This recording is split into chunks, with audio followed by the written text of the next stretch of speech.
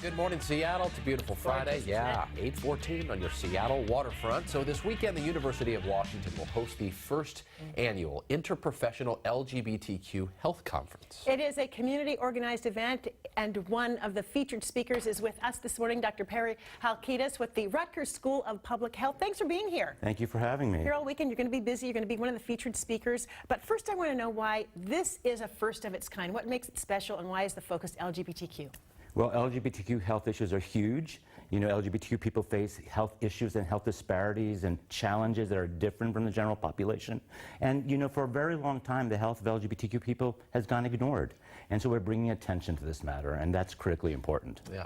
How about in Seattle? How are we doing here as far as, you know, the community, the health of the community? You know, as a country overall, we're doing better than we were doing 50 years ago when the Stonewall riots first happened in 1969, but we have a long way to go. HIV still is a huge problem for the LGBTQ population. We think about gay men. Maybe gay men are 5% of the population. They're 60% of the disease. So there's work to be done on every front.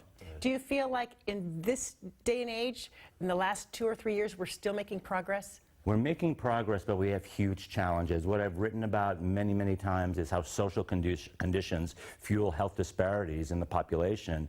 This is a toxic time when LGBTQ people are being attacked. When people are being attacked, their health is undermined, and that's the problem. You know, sadly, there's also a really high level of suicide when it comes to young LGBTQ community members, and I'm just wondering what you can do to try to address that. Yeah, well, we can do many things. First of all, my goal always is to normalize LGBTQ so that when somebody comes out, we just say, hello, my name's Perry. But we're not at that place yet. And so teaching parents how to have conversations with their children, teaching politicians not to make toxic remarks, because the minute a 7-year-old or an 8-year-old who's struggling with being gay or lesbian hears those remarks, their mental health is undermined. So it is the burden of the family, it is the burden of the community, it is the burden of religious institutions to just normalize being an LGBTQ person. And we all take a part in that, right? We all do. Listen, before we run out of time, you have a book coming out in June.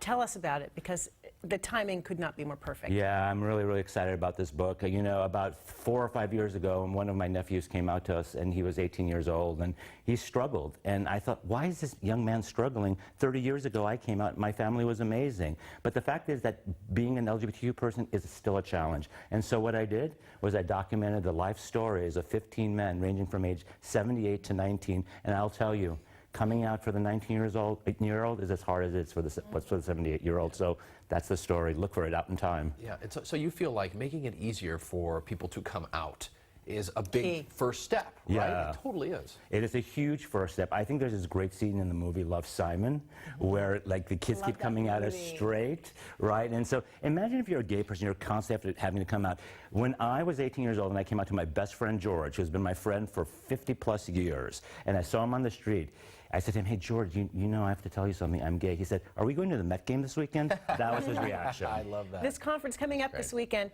it's not just for LGBTQ. I mean, it's for the whole community, is it not? LGBTQ people are the part of the population, Exactly. So everybody from every walk of life, you know, regardless of race, color, size, shape, should be there having these conversations. Fascinating. Thanks for being here with us. Yeah, Dr. Perry Halkitis is going to be at the first annual Interprofessional LGBTQ Health Conference at UW, and we want to hear all about it. Thank you so much. I appreciate it. Good luck with your book, too. Thank you. Book number 5. Appreciate it.